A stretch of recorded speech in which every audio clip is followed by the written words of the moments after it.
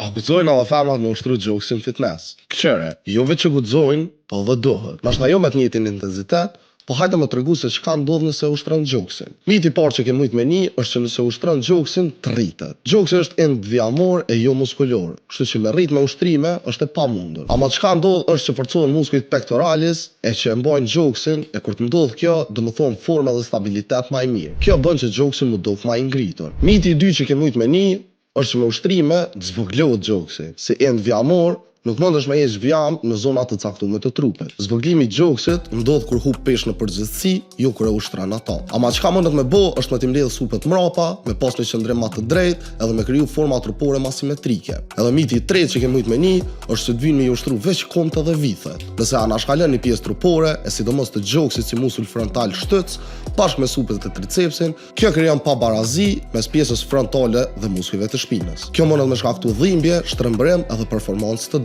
Pra ushtrimet e gjoksit nuk të bojnë më mashkullore, thjesht bojnë më atletike, funksionale, të shëndetshme dhe estetike. E ti mos ja bë skip ushtrimeve, bëja follower bani në çdo platformë, se dhe subscribe në YouTube.